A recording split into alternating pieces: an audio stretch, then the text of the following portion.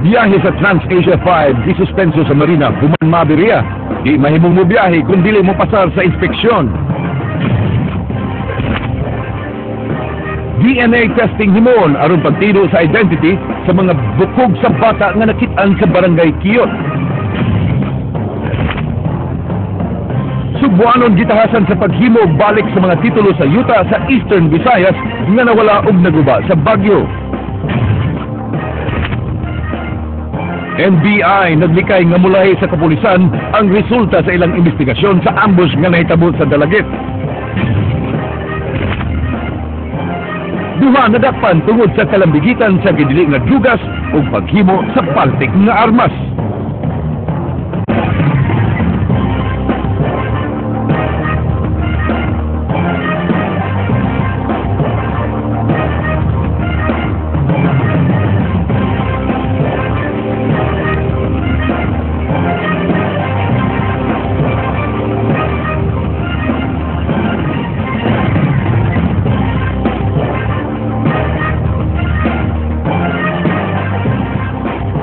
Mayo nga pong Sugbo, Kabisayan ug sa bantang mga dapit nga maabot ning atong tulumanon. Ako si Frank Palilong Jr. Ihatod na mo ang mga nagunang impormasyon. Ako si Georgia Herrera.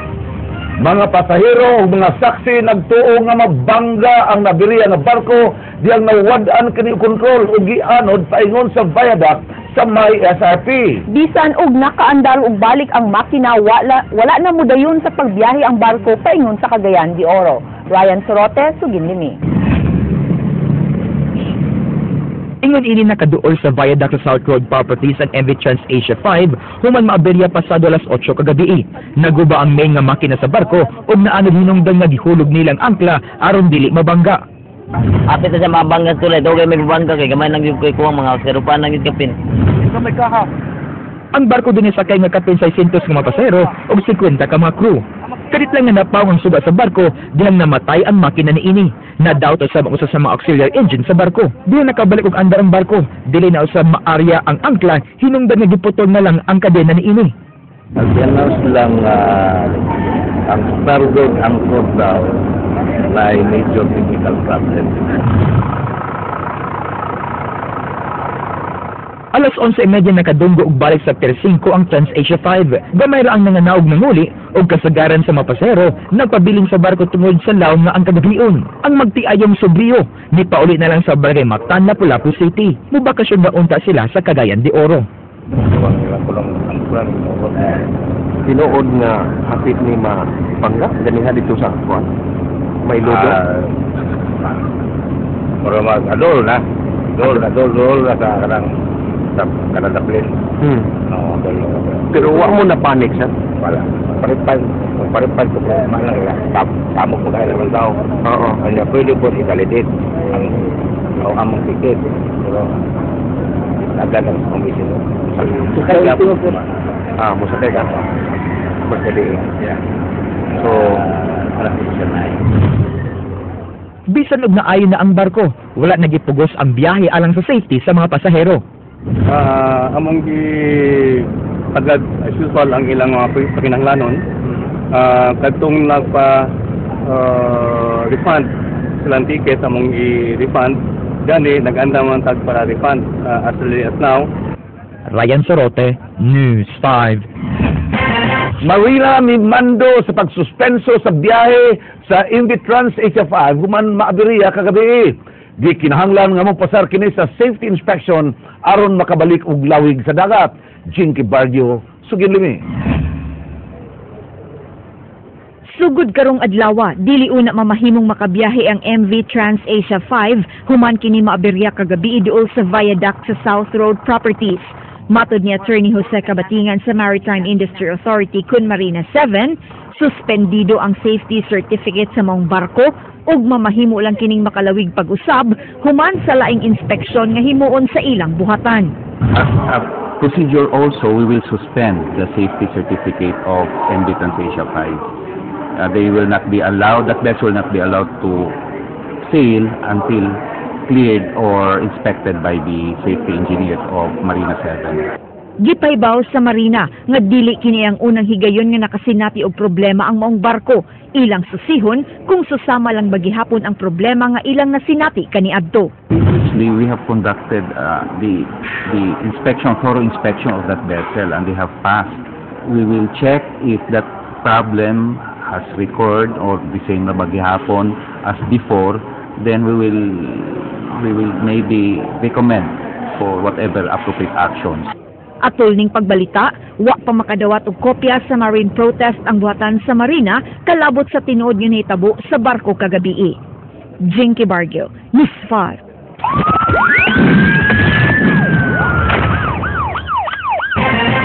Bukog sa bata nakitaan, gituuhan nga iya kiniso sa ka-6 anyos nga bata nga nawala niya itong Oktubre sa miaging tuig. Ryan Sorote, Suginlimi. Ato, posibilidad lang ito, passing the rape. Wa sa tatabaw kung unsa kay lain. Si Mary Flor gikatahong nawa ni adto pang Oktubre sa milabay nga tuig. Katapusan nakit-an ang bata uban sa silingan nga usa ka alan himulang nga senyor. Nagtuang inahan ni Mary Flor nga si Felicitas Quibido, nagihaylo ang iyang anak hinungdan nga miuban kini, nihimula nga. Subong kidnapping ug serious illegal detention na pasaka na batok sa suspect sa milabay nga tuig. Apan ang suspect nga ilang silingan, nakasibat og wa na sa ilang lugar. Sud sa 4 ka buwan way puas ang gipangita sa iyang pamilya si Mary Flor. Apan niya itong miaging adlaw, doon nakit ang bukog sa usa ka bata sa kakahuyan nga adunay igong gilayon sa ilang dapit. Ang ilang nakita abi nila bola.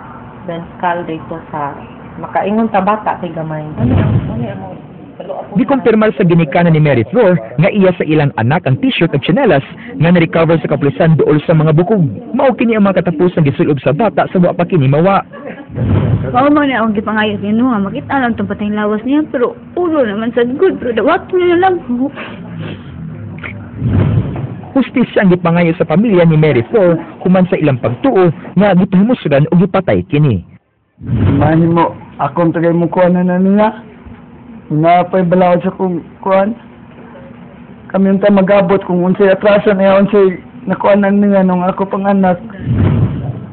Ryan Sorote, News 5. Sa nalabigit nga balita, usa ka DNA test ang himon sa kapulisan alang sa pagtino sa tukma nga identity sa nakitaan nga bukog sa bata. Pagkakaroon gi-examine ang mga bukog aron masayran kung iya ba kiniso sa kababae o lalaki, edad sa namatay o kano sa namatay ang nanag-iya sa bukog. Andrea Patenia, Suginlimi. Damgo unta sa 6 anyos nga batang si Mary Flor Medalya nga mahimong usa ka pulis. Apan di na makabot ang maong damgo, human kini nawagtang ni adtong Oktubre 6 sa miaging tuig.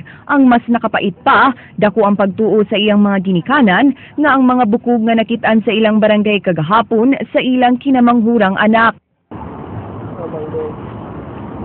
Kini akong gibarugan karon dinhi sa Kalasangan sa sitio Bakilid, Barangay Kiyot, Nindak, Bayan sa Subo.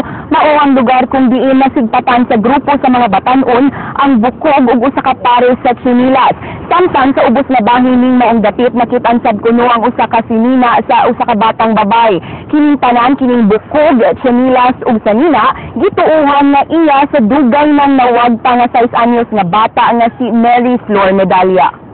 Gawa sa mga bukog, tsinelas ug sinina ni Mary Flor, nakitan sa matud pa ang usa ka tsinelas nga pangdagko sa maong lugar. Pagtuo sa inahan sa bata nga si Felicitas, iya kadto sa ilang silingan nga si Alan Himongala nga mao ilang gidudahang ni-kidnap sa ilang anak. Gani sigun sa ilang silingang adunay tindahan, sa wa pa nawagtang si Mary Flor, labing uwahi kini niyang nakit-an nga mikuyog ni Himongala, human kini gihatagan og sinsilyo sa lalaki. Nagtuom ko nga gihaylo to siya og kwarta kay pagpalit niya sigarilyo diri. Pag-abot niya diha balik sa nagsinsiyo siya og i-boxing ko. Akong pagtuom mo to ay gihaylo sa bata kay kwarta. Dugang ni Felicitas, adunay laing silingang miingon nga nakit-an niya si Mary Flor dapit sa gipuy-an sa suspect dinhi sa sitio Colis nga naghilak na og gipugos ni Himongala sa pagpakuyog niya. Anak dito na gida ni Alan gasunod siya ba anak di tatong anong baya anak naman gunitan ba taga diha ug sila hagod. Emosyonal nga misugilon si Felicita sa kalagot nga nabati batok sa suspect ug kung unsa na siya kamingaw sa iyang anak. Sige siya halog na ko, sige siya hawak na ko, kanang ako ka na maibus ko siyang papa. Ipahid dito siya, buti akong luha ba, pero di ko pakita diya, good. Ipahid dito siya na ko. Di ako pahiran siya, maaway ka papa, maana gusto siya, good. Nagduda siya nga gipatay iyang anak aron makuha ug mabaligya iyang kidneys human kini padamguhan ni Mary Flor. Gani nagtuo siyang di lang si Mary Flor ang nabiktima sa suspect. Siya na siya ma, na ako yayay ma, ako miga na ako miga ma na yayay. Pag ingon na siya mga amiga na yayay, ukab ko siyang sinina. Kita jud sa kong dango, diri jud diri kasing-kasing jud diri ba, na di samad niya. Ang samad niya panabitaw gitahi ba brog tahig baboy. Kuyog iyang banaw ang iro ni Mary Flor nga si Tiw-Tiw, gibalik nila ang lugar kung diin nakita ng mga bukog aron pagtanaw kung aduna pa ba sila'y dugang ebidensyang makitaan apan pakyas. Nadawat na sa PNP Crime Laboratory ang mga bukog nga nakitaan kagahapon. Ang request diri, ang pagaymo na lang diri sa crime lab is to determine the sex or gender sa skeletal remains ug ang iyahang approximate age. Giban-abanang mula na pa og tulo ka adlaw usa mo gawas ang resulta sa eksaminasyon sa mga bukog. Apan alang sa pagtino sa identity, kuhaan sa crime lab og DNA samples ang ebidensya lakip na ang mga ginikanan ni Mary Flor pagsuta kung ang mga bukog iya bagyod sa nawagta nga bata. Andrea Patenya, News 5.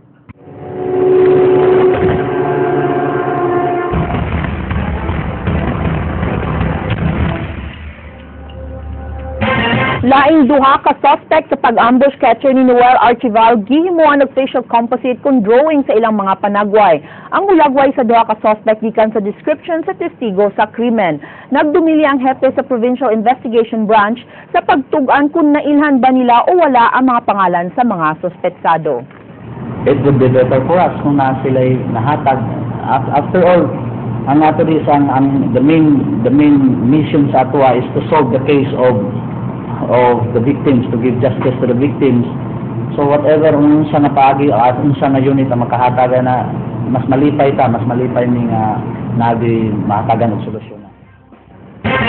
Nagbikay ang NBI nga managlahi ang ilang resulta ug sa kapulisan sa investigasyon sa pag-ambush kang Attorney Noel Archival ug ang mga kauban. King Perez, Suginimi.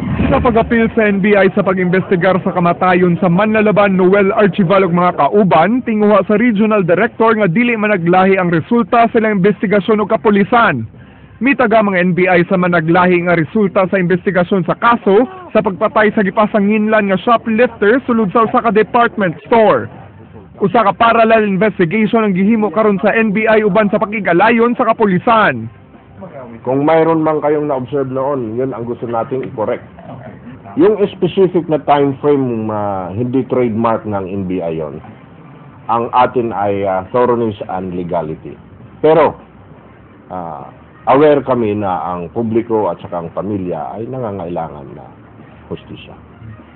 Usa ka case briefing himuon tali sa NBI ug kapulisan. Sa pagkakaroon na siren sa NBI nga ang mga suspect adunay igong mga kahimanan alang sa pagbuhat sa krimen. Ayaw kong maglagay ng tag doon na coming from the military or the police. Masyadong matinding akusasyon yan. Sa pagsud sa NBI 7 kauban ng kapulisan sa pagsusi sa kamatayon ni Attorney Noel Archival ug mga kaubanan niini, gilantaw nga mas daling matumbok ang mga suspect sa pagpamanhig. Sanglit duha na kabuhatan ang mususi sa maong krimen. Well, hopefully because two heads are better than one, mangyod, di ba? Gani panawagan ni IBP Cebu City Chapter President Attorney Elaine Bathan nga masulbad na ang maong krimen sa dili pa moabot ang 40 diya sa kamatayon sa abogado. Alam kaniya, wa pa'y panginahanglan nga muhatag og reward aron madali ang pag-ila sa mga suspect. As much as possible, we want to encourage the moral, social, and legal duty of every individual unta. Sometimes mo gud mahimo man niya gud na usahay dangerous na difficult to na precedent na in the event na every time na analay mga kauban nato nga mga activists, journalists, and lawyers nga maka-encounter with similar nga attacks or pagpatay, we will always come up with a reward system. Mato ni Mayor Michael Rama ang pag-apil sa NBI usa ka dakong hagit sa katakos sa mga investigador sa kapulisan. It is a challenge to the investigative bodies. How intelligent they can be, how analytical they can be, how capable they can fathom. That means you have to be in all honesty and sincerity possessing the craftsmanship. King Perez, News 5.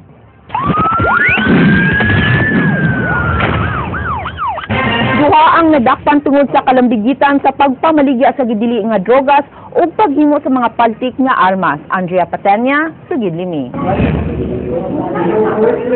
Sakop sa usa ka organized crime ug kapuyo niini nadakpan tungod sa pagpayuhot og gidili nga drogas ug pag-ayo ug paghimo og armas. Nadakpan ang usa ka Ronilo Capuno alias Tata nga giila nga sakop sa pundok nga Monty Boys. Ang ilang pundok gitawag nga Monty Boys tungod sa ilang giila nga dako-dako ang naa sud ug nag-operate sa ilang grupo sud sa bilangguan sa Muntinlupa. Actually, the reported is the legal, those personality nga nagpadagan sa droga is actually incarcerated in Monte. Napa ni sila, but then the drug business continues. Nasikop uban kaniya ang iyang kapuyo nga si Gloria Saturos, kinsa giila nga usa ka midwife sa usa ka health center sa Danao City. Matud pa, si Capuno ang subject sa ilang operasyon ni adtong Martes sa Barangay Tuburan, Dakbayan sa Danao. Apan nasayrang kakunsabo niini ang iyang kapuyong midwife. Nakuha sa mga dinakpan ng upat ka paketeng drogas, 5,000 pesos ug drug paraphernalia. Lakip nga nakuha ang nagkalain-laing klase sa armas, bala ug kahimanan sa pagbuhat og armas. Ang kaming tanan, this will be submitted kay labi na ning nanay composition of firearms. This will be submitted to the crime lab for possible identification because we are looking into that ang existence sa atong mga shooting incidents sa province is because of the proliferation of illegal gun manufacturers. Wa na mitingog ang mga dinakpan ug igo rang naglingo-lingo sa dihang gipangutana kung tinuod ba ang mga pasangil batok nila. Andrea Patenya, News 5. Patay ang usa ka 37 anyos nga utility worker o messenger sa usa ka recruitment agency nga nahulog sa gikatulga nga bangko diyang giatake sa kasing-kasing. Ang namatay giila nga usa ka Noel Barcelon nga nagpuyo sa sitio Sunset Drive Extension, Barangay Lahog. Siya natulog kagabi sa bangko human nalingaw sa pagtanaw sa duwa nga basketball tali sa sunmig o rain or shine.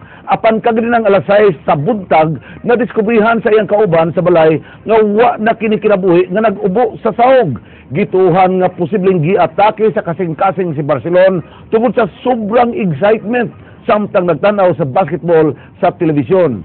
Matod sa kapulisan, wala sila nakita nga foul play sa hitabo. Una sad siya balik mo to posibilidad nga giurom ba ni siya or na-atake ba ni siya. Mo to nga hinungdan nga nahog sa sayang higdaan na pangkaiyahang ulo, mo to posibilidad nga yang gikamatyan.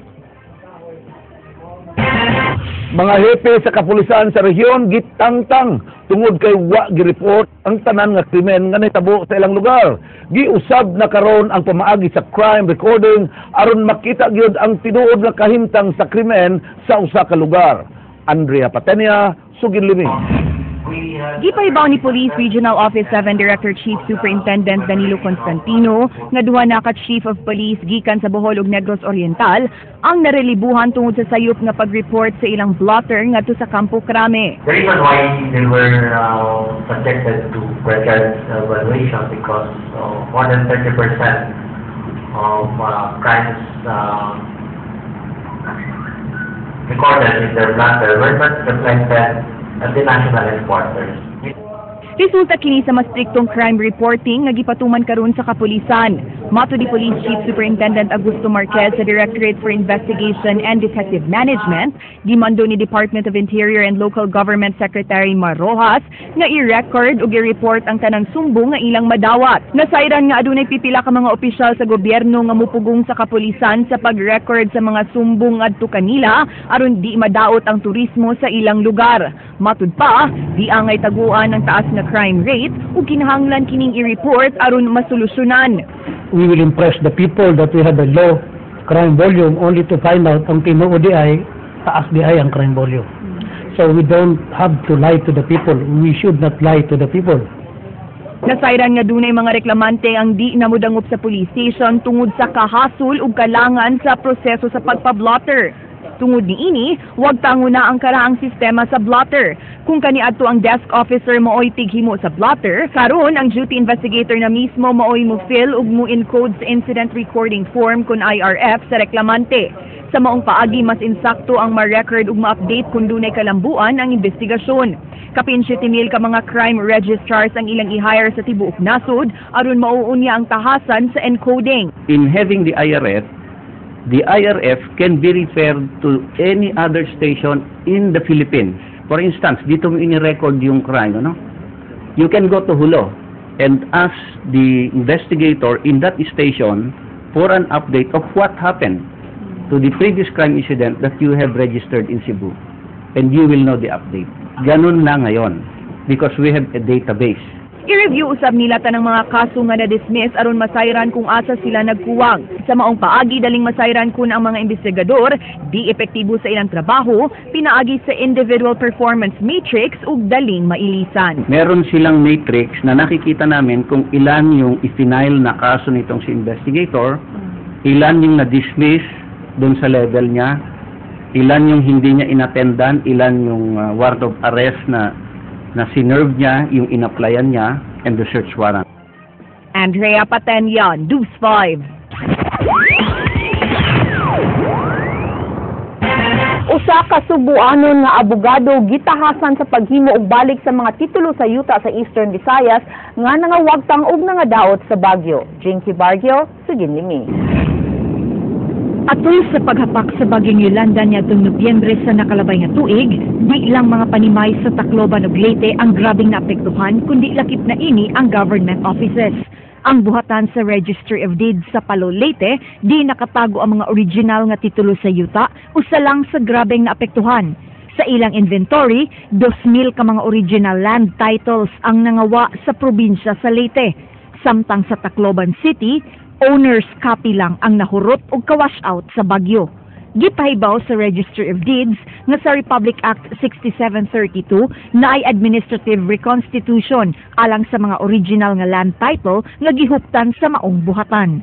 So, ang existing balaod pamanggod karon kung ang imong owner's copy nawala na sa property registration decree mo file kapag petition sa court, you have to spend. So ang among opisina karon nagrekomenda nga naasay murag bag-ong balaod ba nga mo address ini nga concern kanang mass distraction bitaw og mga owner's copy sa title. Gipahibaw ni Jim Marino nga di lang mga residente ang napektuhan sa pagkawa sa ilang mga titulo kundi lakip na ang mga negosyante sa maong lugar. Usa pa gyud kag problema sa Kuan alone, sa Tacloban City alone, there are 110,000 structures and buildings and lands. More than 50% ini nga nadao sa super typhoon ipakansela sa ding ilang mga deklarasyon. Kay dili na sila misil mo bayad og tax kay wan man di naman usable ang ilang mga properties. Kini mo impact sa din sa income bali sa local government. Tungod sa pagkawagtang sa mga titulo, dunay awhag ang Registry of Deeds sa publiko. Alright, number 1 kinahanglan og unsay mga papeles nga naa nila in their possession nga available pa. The entire province of Leyte intact ang mga records sa tax declaration. Second, moadto sila sa Office of Register of Deeds. I-check nila kung ilang mga titulo intact ba. So from there, they would know what step to take. Kung panalit ang original, nawala sa Register of Deeds, mahimo nag-apply sila sa administrative reconstitution. Arira sa mga opisina. Wa sila gasto, ana. Jinky Bargio, News 5. Second highest bidder mibahad nga babaga nila ang pag-award sa airport expansion project ngadto sa highest bidder. Ilang gipasangil nga adunay gilapas nga pagngalagda sa pre-qualification ang highest bidder alang sa pagpatukod sa bag-ong airport terminal sa Mactan. Ryan Sorote, Suginlimi. May plano nga lang ilang ngayon sa PhilInvest Changi Airports International Consortium ang renovation ug expansion sa Mactan Cebu International Airport apan ilang giawha ng Department of Transportation and Communication nga istrikto nga ipatuman ang mga lagda sa Pre-Qualification Bids and Awards Committee.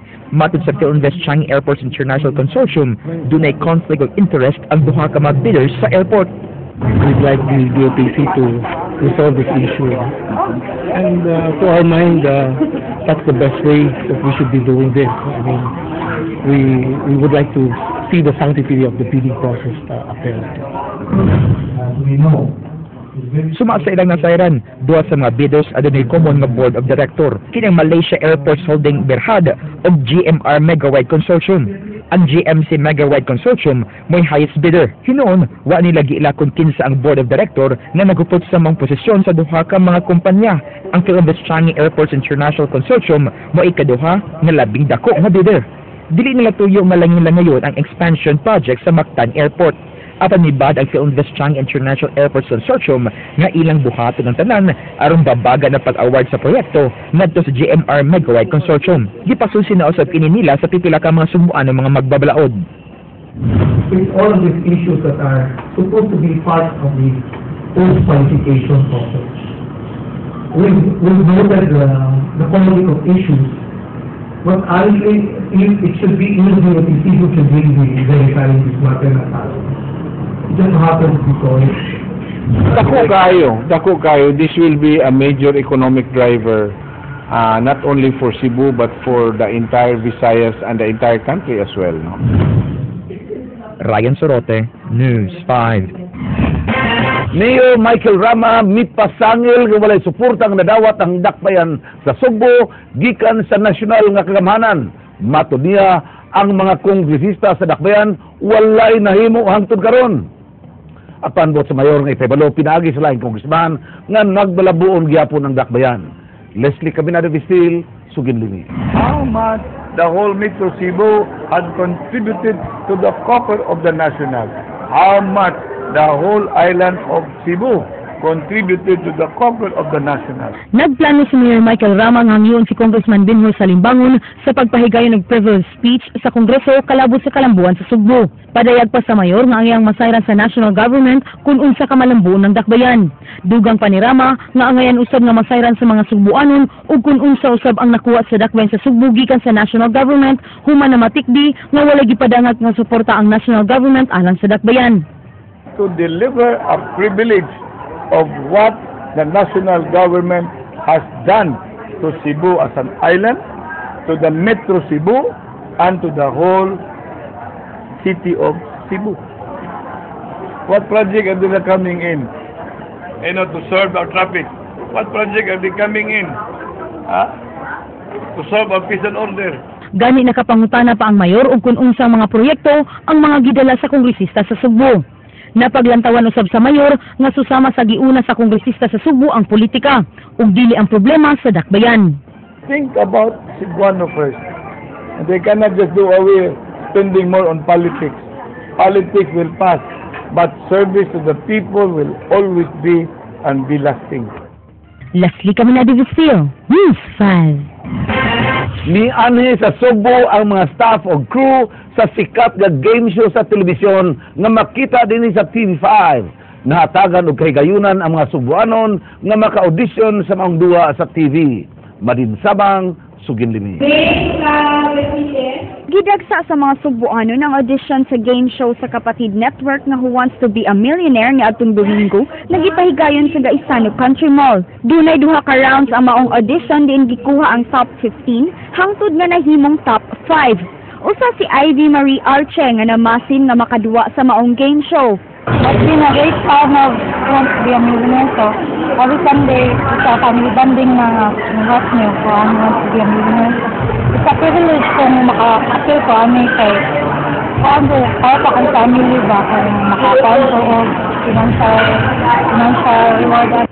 Gawa sa mga hamtong, duna say audition ang maong game show alang sa mga bata diin usa ang grade 6 student nga si Tayo Shibata na naglaom nga makasud yun sa maong game show. I think I'm capable of competing in the competition and I'm sure I can get at least 1 million or the jackpot prize. Ang maong duwa di lang usa ka simple nga game show nga makita sa TV. I enjoy Who Wants to Be a Millionaire because it gives information and knowledge to all the people watching it. And it also gives opportunity to smart people or intellectuals to have 2 million pesos just by answering cards. Eligible man gid siya. nga show. Nindot siya kay nakay makuha nga questions nga og answers nga makaibaw ka nga mao din na siya. Ang Who Wants to be a Millionaire makita matag Domingo alas 7 sa gabi din hilang sa TV5. Salamat po kami at patuloy niyo pong sinusuportahan ng Who Wants to be a Millionaire. Sana po wag po kayo magsawa na panoorin po at suportahan ang TV5 at ang Who Wants to be a Millionaire. Madin Sabang, News 5. Usa ka workshop alang sa pagtubag sa mga katalagman gipahigayon alang sa mga NGOs o local government units. King Perez, Suginlimi.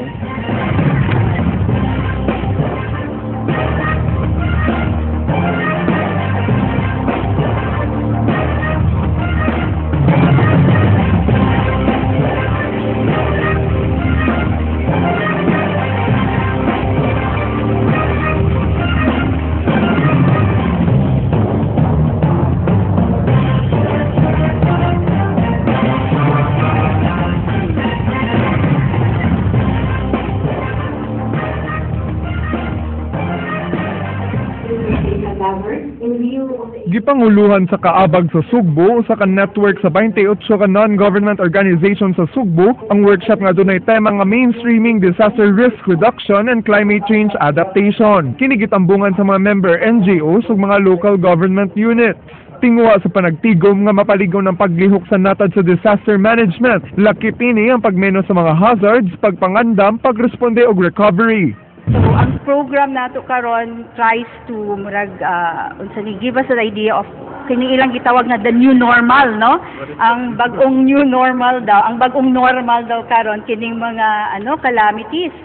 Lakip sa mga mihatag og kasayuran si Pag-asa Cebu Head Engineer Al Kiblat bahin sa kahintang sa klima sa nasod. Mato ni Kiblat nga southward ang direksyon sa mga bagyo nga resulta sa climate change sumala sa 30-year climate data sa Pag-asa. Matawag nga active cyclone year kung musubra sa 18 ngadto sa 20 ka bagyo ang masinati sa Pilipinas. Hinuon gipanglantawan sa Pag-asa nga dili active cyclone year karong tuiga subay sa alternative pattern sa gidaghanon sa bagyo matag tuig. We can remember for this year yung si Agaton. It is very rare occurrence that the bagyo will go southward padung sa Mindanao. So there is slight deviation with regards to the normal track of the tropical cyclone. Laing epekto sa climate change mga pagtaas sa sea level tungod sa nagkagrabing init. Adunay 0.6 degrees nga pagsaka sa average temperature sa nasod sa milabay nga 60 ka tuig. Kung mukabat kini og 2 degrees musaka og 5 meters ang gitason sa sea level. So it is predicted nga ni kanamaktan, it will be vanished. Sa assessment sa network coordinator sa kaabag sa Sugbo, kinahanglan na dunay central organization susama sa task force pagligon sa Kapitolyo aron mahimong epektibo ang rehabilitasyon sa mga apektadong lungsod ug dakbayan sa amihanang Sugbo. There is a need for a more organized and strategic approach gyud sa rehabilitation and rebuilding of our damaged communities.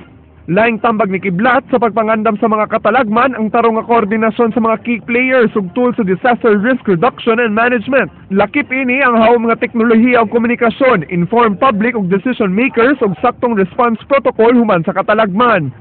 Yan, kung wala na, if any one of this will fail, the whole system will be a failure. Samtang padayon ang paghanay sa Pag-asa sa pagbuhat sa storm surge warning signal na iapil sa Pag-asa gawa sa pagpahibaw kung adunay bagyo. Only the radar, the remote. So, ang wala tayong mga instrumento na sufficient enough so mga measure of Wi-Fi.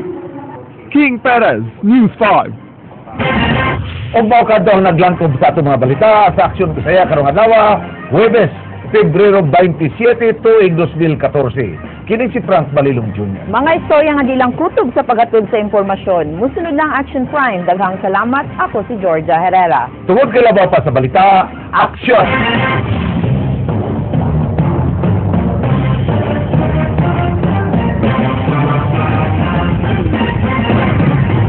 .ph.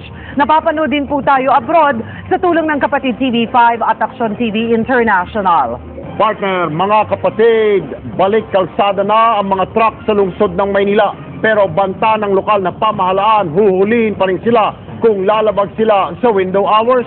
At malaking balita rin po ngayong araw ang ilang oras na blackout sa Mindanao. Ang detalye ng mga balitang yan, ihahatid po namin maya-maya lamang. Pero dito muna tayo sa aksyon sa Metro. 50 milyong pisong halaga ng hinihinalang shabu ang na-recover ng PIDEA sa isang buy-bust operation sa Pasay. Ang ilan sa mga shabu nakabalot pa